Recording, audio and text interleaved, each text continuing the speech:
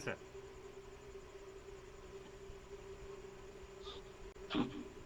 जी, सभी आदरणीय बंधुओं को मेरा नमस्कार। दोस्तों, आज तो बहुत सारा टाइम हम लोगों को स्पष्टीकरण देने में बीत गया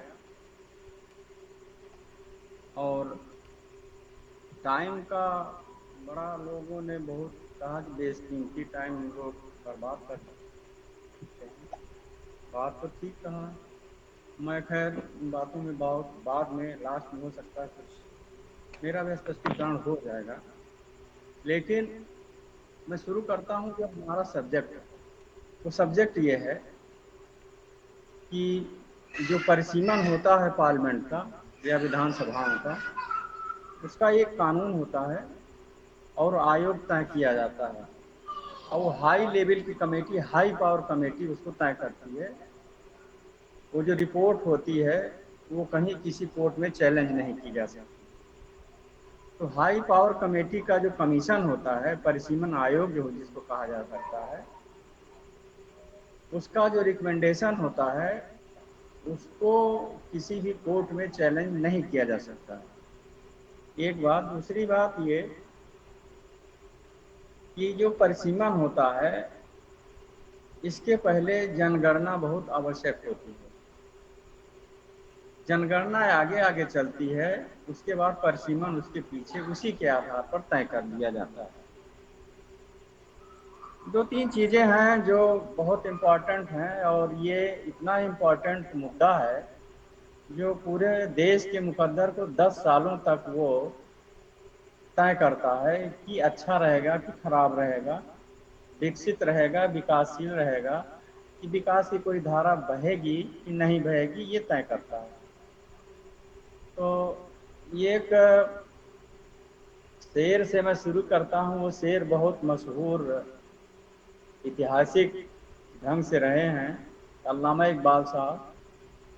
उन्होंने अपने देश के बारे में कहा कि सारे जहां से अच्छा हिंदुस्तान हमारा, सारे जहां से अच्छा हिंदुस्तान हमारा, हम बुलबुले हैं इसके, ये गुलिस्तान हमारा। बात तो सही है। दुर्भाग्य ही रहा कि उनको पड़ोसी देश में शरण लेनी पड़ी, लेकिन उन्होंने जो कहा वो बहुत सही कहा कि इस देश का जो माहौल है, इस देश की जो प्रकृति है, इस इस देश में जो विकास के तमाम संसाधन मौजूद हैं, ये फुलवारी की तरह है जिसमें तमाम तरह के खिले हुए फूल हैं। सबका एक बगीचा है ये देश। उसी को बचाने के लिए और उसी से ही इस देश में संविधान में एक सुंदर खूबसूरत शब्द का इस्तेमाल किया गया, सेकुलर, जिसने पूरे देश को बांध लिया, हर कौम को बांध लिया, हर रिलीजन को बांध लिया, हर कास्ट को बांध लिया, हर बिरादरी को बांध लिया और देश प्रगति के रास्ते पर चल पड़ा। सवाल इस बात का है कि इस देश को खूबसूरत बनाने के लिए तो कोई फुलवारी लगाने की जरूरत नहीं, उसके लिए पॉलिसी होती है।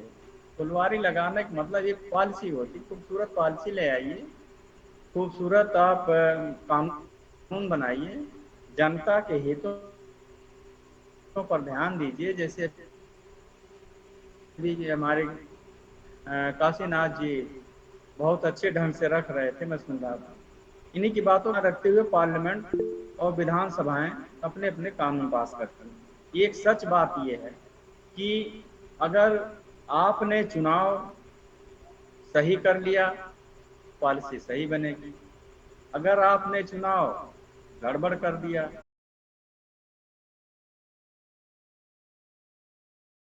आपने जानबूझ करके किसी शैतान को गद्दी पर बैठा दिया, तो शैतानियत से बाज नहीं आएगा, अपनी आदत से बाज नहीं आएगा। उसकी भी एक पॉलिसी होगी और उसका असर ये होगा कि पूरा देश, विधानसभाएं और स्टेट्स सब के सब डिस्ट्रॉय हो जाएंगे और आपकी कोई बात नहीं सुनी जाएगी। पार्लियामेंट देखने के लिए बनी रहेगी, उसमें लोग जाएंगे मगर कोई बहस नहीं होगी और अपने मनमाने ढंग से जो चाहेंगे लोग अपने ढंग से कानून पास करते हैं। लेकिन इसी के लिए कानून बनाया गया, इसीलिए कि पार्लियामेंट बनाई गई कि हर चीज जो पब्लिक प्रो है, पब्लिक के हित में, जनहित में है, देश के हित में है, उसके लिए पार्लियामेंट में बिल लाया जाए, उस पर बहस हो। इसलिए पार्लियामेंट का निर्माण हुआ, लोकतंत्र का निर्माण हुआ, संविधान का निर्माण हुआ कि संवैधानिक ढंग से इस देश की व्यवस्था को चलना चाहिए। इसी के संदर्भ में जब मैं कह रहा हूं कि जनगणना बहुत महत्वपूर्ण चीज है, तो जब जनगणना है तो ये तो सामान्य चीज है भाई कि इस देश की इतनी संख्या है, इतनी औरत है, इतने आदमी हैं, और इतने धर्म के हैं, इतने गैर धर्म के हैं, इतने ये हैं, ये हैं, ये हैं। नहीं, हमने कहा ऐसा नहीं। हमने कहा जात की जनगणना कराई। जनगणना तो होगी मगर जात की जनगणना कराइए। तब सवाल उठता है कि जनगणना तो एक सामान्य सी बात थी, ये जात की जनगणना कहाँ से आ गई? वैसे ही आ गई जैसे हमारा जो हजारों साल का मानसिक, आर्थिक, शारीरिक दुश्मन रहा है, उसने हमेशा इस बात का तर्क दिया कि जो काबिल होगा वो आ जाएगा सामने, जिसके अंदर मेरिट होगी वो आ जाएगा, डीएम कलेक्टर बन जाएगा, मिनिस्टर बन जाएगा, शासन सत्ता में आ जाएगा, विधानसभा में चुन लिया जाएगा, पार्लियामेंट में आ जाएगा। ऐसा नहीं है। अगर यही बात रही होती तो 1947 के पहले, ये जो आज मेरिट की बात कर रहे हैं ना, जो हमारे आरक्षण का विरोध कर रहे हैं ना, इनको सूबेदार के पोस्ट पर भी अंग्रेजों ने नहीं अपॉइंट किया था। सूबेदार की पोस्ट से भी मरहूम कर दिए गए थे, और इनके आगे ये लिख दिया गया था कि इनके अंदर जुडिशियल करेक्टर ही नहीं होता है, ये न्यायिक दिमाग इनके अंदर नहीं होता है, तो बेईमान होते हैं बेसिकली।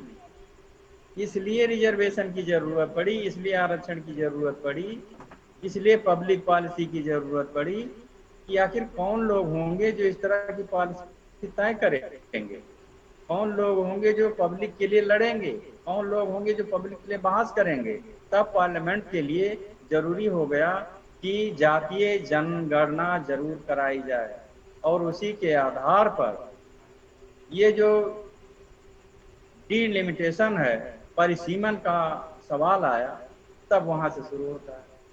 जब आप जातीय जनगणना करा ले जाएंगे तो उसी से संबंधित, उसी के अक्ष में पार्लियामेंट में जो सीटें घटेंगी बढ़ेंगी, उसी के आधार पर घटेंगी बढ़ेंगी। तब हमारा वहां सवाल होगा कि जो आवंटन हो, जो डिलिमिटेशन हो, जो अलोकेशन हो पार्लियामेंट का, उसमें भी हमें उसी हिसाब से रिजर्वेशन चाहिए, उसी हिसाब से हमें सीटें चाहिए, उसी हिसाब से हमारे लोग चुनकर जाने चाहिए। तब जब हम पॉलिसी मेकर हो जाएंगे, हम पॉलिसी मेकिंग की जगह पहुंच जाएंगे, तब हमारी जो पॉलिसीज हैं, जो हमारे हित की पॉलिसीज हैं, देश के हित की पॉलिसीज हैं, जनहित की पॉलिसीज हैं, हम पास करेंगे, हम कानून ले आएंगे, हमारे ढंग से विकास का रास्ता खुलेगा, तब हमारे लोग लाभान्वित होंगे। इसलिए ये सब सारी चीजें बहस के लिए लाई जाती हैं और समझने के लिए लाई जाती हैं, और आगे के भविष्य के लिए, आगे के लिए वो रास्ते तैयार कर लिए जाते हैं। इन्हीं बहसों के चलते आदमी गांव गांव, शहर शहर बैठकें करता है, मुबाहिस बहस करता है, और तमाम तरीके से अपनी अपनी बातों को सरकार तक और व्यवस्था तक पहुंचाता है। इन्हीं बातों पर पार्लियामेंट में बहस होती है कि फला फला जगह से ये आवाज़ आ रही है, ये आवाज़ इसलिए आ रही है कि फला जगह ये डिफिशियंसी, ये कमी है, उस कमी को पूरा कैसे किया जाए, उसके लिए पॉलिसी लाई जाए। तो इसलिए ये सब चीज़ें हैं। मैं ये बता रहा हूँ कि आपको जो ये इसका प्रभाव पड़ेगा डिलिमिटेशन का, उसका दो तरह से प्रभाव पड़ सकता है। नंबर ये, एक तो ये है कि जनसंख्या के आधार पर डिलिमिटेशन होना है। जनसंख्या के आधार पर डिलिमिटेशन का होने का मतलब, परिसीमन होने का मतलब कि जहां जनसंख्या ज्यादा होगी वहां आलोकेशन ज्यादा होगा, वहां सीटें ज्यादा वितरित कर दी जाएंगी, वहां पार्लियामेंट्री सीट ज्यादा कर दी जाएगी। अब सवाल इस बात का है कि साउथ इंडिया में जो विकसित स्टेट्स हैं, मसलन तमिलनाडु, आपका हैदराबाद स्टेट तेलंगाना है, कर्नाटका है, महाराष्ट्र है। यहाँ पर सबसे अच्छी बात ये रही कि तमिलनाडु नंबर 1 पर रहा, केरला नंबर 1 पर रहा, जहाँ पर इन्होंने एजुकेशन को बढ़ावा दिया, सोशल जस्टिस की फोर्सेज वहाँ इस्टेब्लिश हुई। और मैं समझता हूँ कि 1960 के बाद, 65 के बाद लगातार इस तरह की फोर्सेज वहाँ रूल करती रहीं और आज 70% तक वहाँ रिजर्वेशन लागू हो गया। और 70% रिजर्वेशन लागू होने का मतलब ये हुआ कि पार्लियामेंट से लेकर के विधान सभाओं तक इनका कब्जा हो गया। ओबीसी का और माइनॉरिटी का और SC ST का, ये सब मिलकर के वहाँ अपना सत्ता हासिल किए और अपनी सीटें लिए और अपनी नौकरी की डेवलपमेंट किए। और हालात ये हो गए कि नंबर 1 पर वजह ये रही कि हमारे पॉलिसी मेकर हमारे विधानसभाओं पहुंचे, हमारे पॉलिसी मेकर हमारे लिए पॉलिसी बनाए, हमारे लिए व्यवस्था किए, हमारे लिए रिजर्वेशन लागू किए। तब हमारे बच्चे, हमारे आगामी आने वाली पीढ़ी डेवलपमेंट की राह देखने लगी और डेवलप कर गई। तो उसका असर ये हुआ कि वहां पर जनसंख्या भी नियंत्रित हो गई। केरला में जनसंख्या, केरला सबसे ज्यादा पढ़ा लिखा स्टेट साबित हुआ। और आज नहीं, आज के 30-35 साल पहले से केरला जो है वो सबसे ज्यादा आगे रहा एजुकेशन में। और उसका नतीजा ये रहा कि केरल की जनसंख्या एज इट इज रह गई।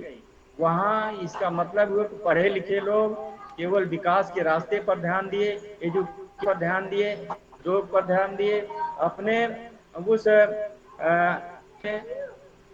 इस तरह से काम किए कि वो पूरी दुनिया में, आप गल्फ कंट्री में चले जाइए तो केरला के लोग, केरला की लड़कियां आज भी नॉर्थ इंडिया तक नर्स बनी हुई हैं, सामाजिक सेवा कर रही हैं, डॉक्टर की लाइन में गई हैं, मेडिकल लाइन में गई हैं। और पूरा केरल आज की तारीख में मैं कह रहा हूँ नंबर 1 पर है एजुकेशन में। और इसलिए वहां पर जनसंख्या एज इट इज रह गई, वहां बढ़ी नहीं। तो वहां पर जब सीट बढ़ाने की बात आएगी तो वहां उसको सीट नहीं मिलेगी। क्यों? इसलिए कि यूपी जैसे राष्ट्र देश में 1.5 गुना बढ़ी हुई है सीट जनसंख्या, 20-22 करोड़ के करीब पहुंच गई यहाँ की जनसंख्या। और जिस समय यहाँ पर 80 सीटें हुआ करती थी, अब वो सीटें बढ़ करके 143 हो जाएंगी। जिस समय यूपी की सीट 143 हो जाएगी, आप कल्पना करिए दक्षिण में जो सीटें केरला को मिलनी चाहिए थी, दक्षिण में तमिलनाडु को जो सीटें मिलनी चाहिए थी, दक्षिण में कर्नाटका को जो सीटें मिलनी चाहिए थी, दक्षिण में तेलंगाना को और आंध्रा को जो सीटें मिलनी चाहिए थी वो कम हो जाएंगी। और कम होने का मतलब यह पार्लियामेंट में उनके मेंबर कम हो जाएंगे। और पार्लियामेंट में कम नंबर होने का मतलब है कि उनका प्रतिनिधित्व कम हो जाएगा। उन्होंने सवाल उठाया कि आखिर बात क्या है, इसको जो है आनुपातिक ढंग से क्यों न लागू किया जाए। ये चर्चा चल रही है, बहस चल रही है, तो मेन मुद्दा बन गया पूरे देश का। वो वैसे ही जैसे परिसीमन का मामला, मैं बहुत छोटा सा उदाहरण दे रहा हूं कि वहां पर जो आज व्यवस्था है वो 370 हटा दिए। 370 हटाने के बाद उन्होंने परिसीमन लागू किया। जनगणना तो कराए नहीं, लेकिन परिसीमन लागू कर दिया। परिसीमन इस तरह से लागू किया कि जहां जम्मू में इनकी होशियारी देखी, इसी होशियारी से परेशान होकर के दक्षिण के स्टेट्स पूरा आवाज उठा रहे हैं कि हमारे खिलाफ ये पूरी साजिश की जा रही है, जो ये कहा जा रहा है कि जनसंख्या के आधार पर सीटें बढ़नी चाहिए, और जिस दिन जनसंख्या के आधार पर सीटें बढ़ जाएंगी उस दिन इनको सफलता मिल जाएगी उत्तर और दक्षिण करने में। अब तक हिंदू और मुसलमान कर रहे थे, बाद में फिर उत्तर और दक्षिण करने लगेंगे। देश को उत्तर और था जम्मू और कश्मीर में, जहां पर जम्मू जो है हिंदू बाहुल्य इलाका था और कश्मीर जो है मुस्लिम बाहुल्य इलाका था, और कश्मीर में ज्यादा मुस्लिम माइनॉरिटी की ज्यादा संख्या होती थी, और इसलिए वहां सीटें भी ज्यादा के दौर में जिस पर चुनाव हुआ उसमें जम्मू में 6 सीटें बढ़ा दी गई, और देश के लेवल पर इसी तरह से डिलिमिटेशन करके ओबीसी एससी ले खत्म करेंगे। और आप कोशिश ये करेंगे कि जब यूपी में 143 सीटें हो जाएंगी तब आपका उस जमाने में कि महिला आरक्षण लागू होने का ये मतलब नहीं कि महिलाओं को आरक्षण मिल जाएगा। हम फिर उसमें कहे यादव का पैजामा खींचा गया था, माननीय मुलायम सिंह जी की धोती खींची गई थी, शरद यादव को इनको ये कहा गया कि ये लोग महिला विरोधी हैं। इन्होंने केवल इतना ये कहा था कि ठीक है, आप बीसी एससी एसटी का क्या होगा, आप लागू करिए, मगर ओबीसी का आरक्षण दे करके महिला आरक्षण बिल के साथ हैं। लेकिन आज तक उसको लागू नहीं किया गया, और ये कहा इनकी। और ये और दूसरी चालाकी ये है मित्रों कि महिला आरक्षण बिल के नाम पर, महिला आरक्षण के नाम पर ये फिर उन सीटों को जहां से हम जीत सकते हैं मन इस रूप में करेंगे कि जहां पर इनकी सीटें निकल रही ना, ये एक पार्टी की बात हो रही, एक मैन की, वन मैन की बात हो रही ना, सब इनके ही पक्ष में जाएगा, इसलिए कि पार्लियामेंट में इनका कब्जा हो जाएगा। आज तो ओबीसी एससी है को थोड़ा सा अभी पर्देदारी करना पड़ रहा है, लेकिन जिस दिन ये पूरी तरीके से महिला के माध्यम से आ जाएंगे। दूसरी चीज सबसे बड़ी खतरनाक बात ये रही कि जो ये लागू करना चाहते तो उसको साउथ के स्टेट्स ने रोक दिया। साउथ के स्टेट खड़े हो गए सीना तान करके, और उन्होंने कहा कि पहले रिजर्वेशन पॉलिसी को क्लियर करिए, रिजर्वेशन पॉलिसी बनाइए जिसमें ओबीसी को ज्यादा से ज्यादा संरक्षण मिले, आरक्षण मिले, उनके बच्चे पढ़े लिखें, उसमें बजट एलोकेट करिए, बजट का उसमें ज्यादा 6% करके पूरे देश में बच्चों को पढ़ाने की कोशिश करिए। तो दक्षिण के स्टेट्स इनके दुश्मन बन गए, आज उन्हीं के खिलाफ पूरी की पूरी प्रक्रिया चल रही है। कहा जा रहा है जनसंख्या के आधार पर डिलिमिटेशन होगा, और जिस दिन इस तरह के डिलिमिटेशन की बात आई मित्रों, उस दिन समझ लीजिए कि ये उत्तर और दक्षिण की पॉलिसी बनाने के लिए और देश को दो टुकड़ों में करने के लिए उत्तर और दक्षिण के नाम पर एक खेलेंगे, जिसको हम नहीं करने देना चाहते। दूसरी बात मित्रों, जब आप अगल बगल देखेंगे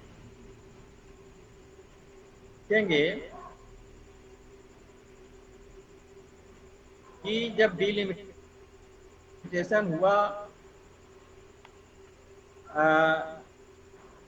जिस पर चुनाव भी हुए, तो हम लोगों ने ये देखा कि संख्या नहीं बढ़ी, लेकिन उसका जो क्षेत्र था, ये क्षेत्र उस क्षेत्र में, उस क्षेत्र को उस क्षेत्र में जब किए तो उसको भी एक बेईमानी के ढंग से किया इन्होंने। हमारे यहाँ इलाहाबाद में 2 संसदीय क्षेत्र थे, एक तो इलाहाबाद प्रॉपर था और एक फूलपुर था। उसमें इन लोगों ने होशियारी क्या किया कि इलाहाबाद क्षेत्र में उत्तर और दक्षिण शहर पूरा पड़ता था, शहर उत्तरी और शहर दक्षिणी पूरा पड़ता था, तो इनके साथ पूरा शहर जुट जाता था और देहात का जो इलाका था जमुना पार जिसे कहा जाता है, वो जमुना पार का इलाका हम लोगों के पक्ष में रहता था और पूरा शहर इनके पक्ष में रहता था। ये खतरे इनको मालूम हो गए और हम कभी चुनाव जीत नहीं पाते थे। अब ये हुआ क्या कि फूलपुर का इलाका शहर उत्तरी से जोड़ दिया गया, जहां पर कभी बीजेपी जीत नहीं पाती थी। ये होशियारी हर जगह करने की कोशिश की जा रही है कि करके और क्षेत्रों को बांट करके उसको उसमें मिला करके उसको उसमें मिला करके इस तरह से ये सीटें, ये खतरे हैं। इस पर अगर हम चर्चा करते हैं तो हमारे टाइम क्लास नहीं है। इस पर अगर हम चर्चा करते हैं तो भारत के भविष्य की बात है। इस पर अगर हम चर्चा करते हैं तो हमारे बच्चों के भविष्य की बात है, हमारी पीढ़ी के भविष्य की बात है। आखिर जीतेंगे हारेंगे पॉलिसी पर, पॉलिसी कौन बनाएगा? डीएम कौन बनेगा? कलेक्टर कौन बनेगा? मिनिस्टर कौन बनेगा? तो जब आपकी सारी पॉलिसी खत्म कर दी जाएगी और इतने बड़े संविधान पर आप आधारित हैं, तो संविधान ही दरकिनार कर दिया जाएगा। और आपको मालूम है कि उन्होंने इसीलिए बनाया है कि 880 सीटें होंगी और अगर 10 लाख की जनसंख्या के हिसाब से करेंगे तो 18 पार्लियामेंट की सीटें अगर 10 लाख के ऊपर के, जैसे कि 1971 के आधार पर 10 लाख की जनसंख्या सीटें आएंगी। और अगर जनसंख्या के आधार पर करेंगे, जो बढ़ी हुई जनसंख्या 1.5 गुना बढ़ी हुई है, जाएंगे आप 880 सीट है आपकी, और 878 और 8 850 पहुंचते पहुंचते आपको नानी याद आ जाएगी, आप ले कहाँ जाएंगे? तो इसलिए इस पर बहस इसलिए जरूरी हो गई कि आखिर पार्लियामेंट में जो मेंबर चुन के जाएंगे वो किस आधार पर जाएंगे? क्या उनको आनुपातिक ढंग से चुना जाएगा कि जनसंख्या के आधार पर चुना जाएगा? साउथ के स्टेट्स ये कह रहे हैं कि आनुपातिक प्रतिनिधित्व जरूरता बनेगी और पॉलिसी मेकिंग में हमारी भागीदारी बनेगी, हमको उसका फायदा मिलेगा, हम मतलब पूरे देश को। इसलिए एक तरफा कोई चीज नहीं होनी चाहिए और देश पॉलिसी बनेगी, विशेष लोगों के लिए बनेगी, विशेष हम लोग हमेशा के लोकतंत्र के हाशिए पर चले जाएंगे, यानी लग दिया जाएगा। इसके खतरे मौजूद हैं। इसलिए डिलिमिटेशन और सबसे बड़ा झूठा जो प्रचार किया जा रहा है, इनके ये एक मिनिस्टर ने, जो क्या नाम उसका, वैष्णव रेल मंत्री, उसने जा रहे हैं। दूसरे दिन अमित शाह गृह मंत्री, जिसके अंडर में होती है ये सब डिलिमिटेशन की जनगणना की बातें, उसने कहा कि जातीय जनगणना होगी। और कल जब नोटिफिकेशन हो गया तो नोटिफिकेशन में कहीं भी जातीय जनगणना की बात नहीं आई है। इससे बड़ा झूठ, इससे बड़ी फाल्स पॉलिसी और इससे बड़ा धोखा इस देश के साथ और क्या हो सकता है? बोलते रहो कुछ, करते रहो कुछ। बोलते रहो गरीबों के लिए, करते रहो अमीरों के लिए। बोलते रहो जनहित की पॉलिसी और अडानी अंबानी के हाथ में देश को बेच दो। दुनिया भर की पॉलिसी उनके लिए बंद कर दो। एयर इंडिया का विमान क्रैश हुआ, कौन जिम्मेदारी ले सकता है? जब आपने बेच दिया उसको किसी के हाथ में तो वो जिम्मेदारी लेगा प्राइवेट आदमी? इतने लोगों को मारे जाने की जो खबर आई, 275 लोग, कौन ले सकता है उसकी जिम्मेदारी?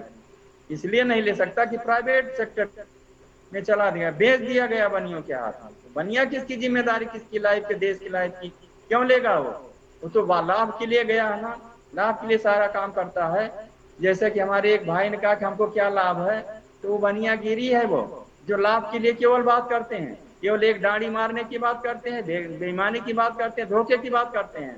हम लाभ की बात नहीं करते हैं, हम ये कहते हैं विकास की बात होनी चाहिए, और विकास में हमारी भागीदारी होनी चाहिए, हमारे लोगों का भी विकास होना चाहिए, ओबीसी एससी एसटी का विकास होना चाहिए, माइनॉरिटी को हमारे साथ होना चाहिए।